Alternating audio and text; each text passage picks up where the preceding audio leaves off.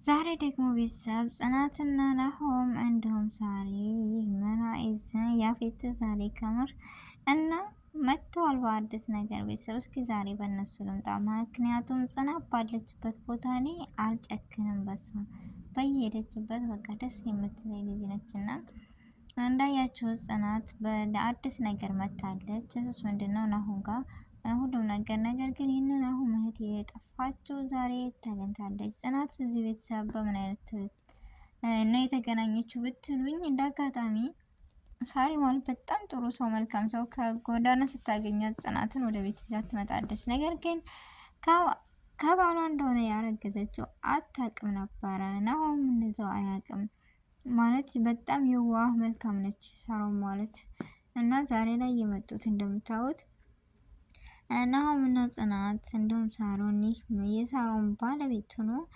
ይሰራዋል። ስራ በጣም ከባድ ነገር ነው፣ ያሳዝናል። በመጀመሪያ አሰላሙ አለይኩም ወራህመቱላሂ ወበረካቱ። ወደና የተከበራችሁ ወደ ቻናሌ ቤተሰቦች እንዴት ናችሁ? ደህና ናችሁ? እኔ ያለው አልሐምዱሊላህ። ከብዙ መጥፋትና መቆየት በኋላ ወደ እናንተ ተመልሼ መጥቻለሁ እና ለዚህ ቤት አዲስ የሆናችሁ ሰብስክራይብ በማድረግ ቤተሰብ የሆኑ ነባር ቤተሰቦች ደግሞ ስለምትሰጡኝ አስተያየት ላይክ፣ ሼር እያደረጋችሁ ስለምታበረታቱ ከልብ አመሰግናለሁ ውድ ቤተሰቦቼ።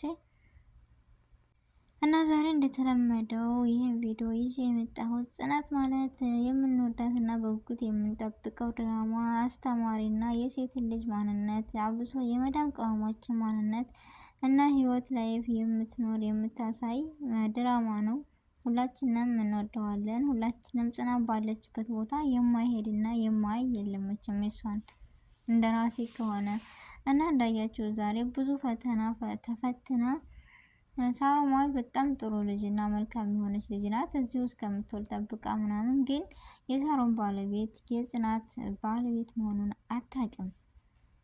ዛሬ ደግሞ ያንን ሁሉ ፈተና ወጥታ ያንን ሁሉ ስቃይ መከራ ወጥታ ጽናት እዚህ ደርሳ ናሆም በጣም ያግዛታል። ማሻአላ ጥሩ ልጅ ነው ማለት እዚህኛውም ስናየው በጣም ጥሩ መልካም ነው፣ እዚህም ስናየው በጣም ጥሩ መልካም ነው። በጊዜውና እንደ ሰው አንዳንድ ጊዜ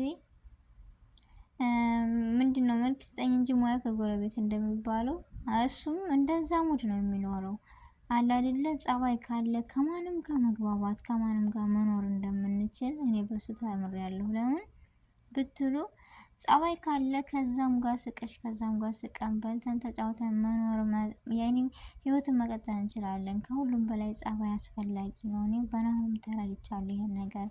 ካገኘው ሰው ጋር በቃ በዛ ሰው ሙድ ነው የሚኖረው፣ በዛ ሰው ሙድ ነው አብሮ የሚጫወተው የሚስቀው። እና ጽናትን እንደዚሁ ያግዛት ነበረ። ዛሬ ላይ እንደዚህ ወልዳ ኢሳሚ የሚባል ልጅ ግን ምስጢሩን አወጣ። እንዳያችሁት ለልጅ የማይከፈል መስዋዕትነት የለም። ጽናትን እከፍላለሁ አለች። በጣም ከባድ ነገር። በጣም እኔ እንጃ። እህታቸውስ ግምታቸው ማን ትሆናለች? ጽናት እውነት እህታቸው ናት ወይስ አይደለችም? እኔ ግን እንደራሴ ሀሳብ እና እንደራሴ ግምት ጽናት የሳሮንና የናሆም እህታቸው ናት እላለሁ። ምክንያቱም ኢሳሚ የሚባል እውነታውን ደበቀው እንጂ ሁሉ ነገር እሱ ጋር አለ። በጣም ጨካኝ አረመኔ ነው። የጽናትንም ልጅ እንደዚህ የደበቃት እሱ ነው። ግን ለምን እንደዚህ ጨከነ? ልጅቱ እኮ እሱ ናት።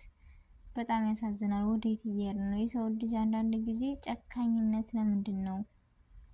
ጨከንና የዚህን ያክል ያደርጋል ወይ ብለን ራሳችንን አስበነው ወይም ገምተንና ቃል አናውቅም። አንዳንዴ እኮ መልካም መሆን የዋህ መሆን ሰውን ከመጉዳት ይልቅ መጎዳትን እመርጣለሁ። ለምን ጎድታችሁ ያንን ሰው ወይም መጥፎ ስራ ወይም ክፉ ነገር ሰርታችሁ ሁሌም ሰቀቀን ነው ታውቃላችሁ። በሄዳችሁበት በተቀመጣችሁበት በቃ ባላችሁበት የሆነ ረሃ የሆነ ነገር አይኖራችሁም። ለጊዜው ልትደሰቱበት ወይም ልንደሰትበት እንችላለን መጥፎ ስራ። ነገር ግን ሁሌ ሰቀቀንና ሁሌ በቃ ከመኖር በታች ከመሞት በላይ ሆኖ መኖር ማለት ክፉ ነገርና መጥፎ ነገር ነው። እና ባለን አቅም ጥሩ ነገር መልካም ነገር ብናስብ ለጊዜው እኔ እንጃ ለሁሌም ሆነ ላለንበት ሰዓት ደስታንና ማንነትን በቃ ራስን በመተማመን ያኖረናል። እና እንዳያችሁት መጥፎ ስራ እየሰራ ሁሌም ሰቀቀን ነው። እና ሳሚ ሁሌ ተሳቆ ሁሌ በቃ በተወራ ሰዓት እኔን አወቁ አላወቁ ብሎ ተሳቆ ከሚኖር ምን አለ ወደ መልካምነት ቢኖር። የሳሮን ማለት በጣም የዋህና በጣም ንጹህ ናች። ስለዚህ እሱ ግን የሚያደርገውን ሁሉ አታውቅም። በማንነቷ በየዋህነቷ ብቻ የምትኖር ልጅ ነች።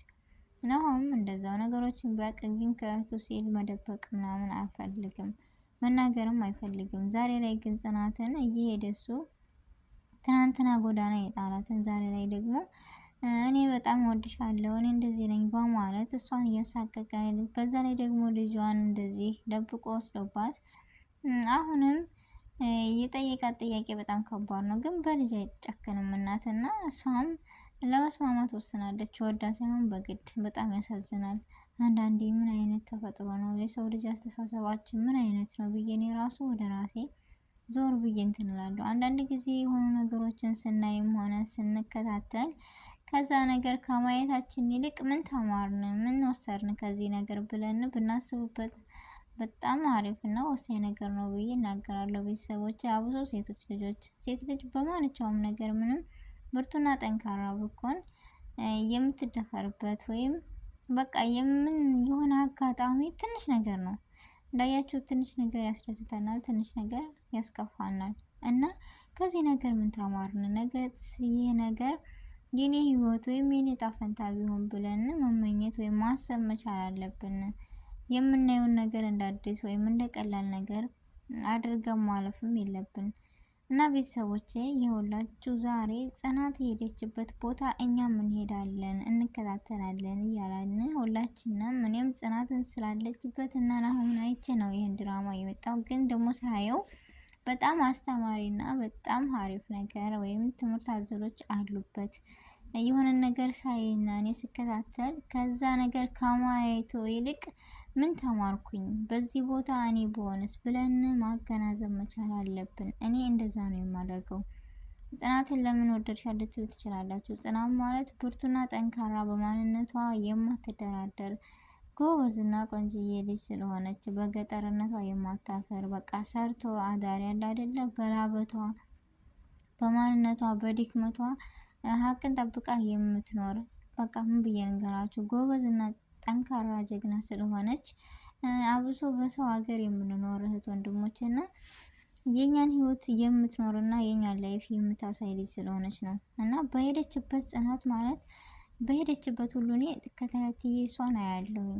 ለምን የሄደችበት ሁሉ አስተማሪና ጥሩ ቁም ነገር አዘል ነው። ዝም ብሎ እንደማንኛውም ድራማ አይደለም። የድራማ ወዳጅም ደጋፊ አልነበርኩም እኔ፣ ግን የጽናትን በጣም ወደድኩት። ለምን ህይወቷ ሁሉ ላይፏ ሁሉ የእኛን የሚወክል የሴት ልጅን የሚወክል ስለሆነ ቤተሰብ እና የጽናትን ድራማ ሁላችንም እንወደዋለን። የማትወዱትም እንድትወዱት፣ ያላያችሁትም እንዳታዩት እንደኔ ብታዩት ይጠቅማችኋል ብዬ እንጂ ይጎዳችኋል ብዬ አላስብም ነው የምለው። ውድ ቤተሰቦች እና የዛሬው ቪዲዮ ይሄን ይመስል ነበረ።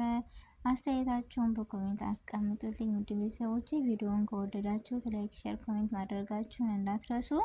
በአዲስ ቪዲዮ እና በአዲስ ነገር እስከምንገናኝ ድረስ በያለንበት የዓለም ዳርቻ ሰላማችን ብዝት ብዝት ይበልልኝ። ውድ ቤተሰቦች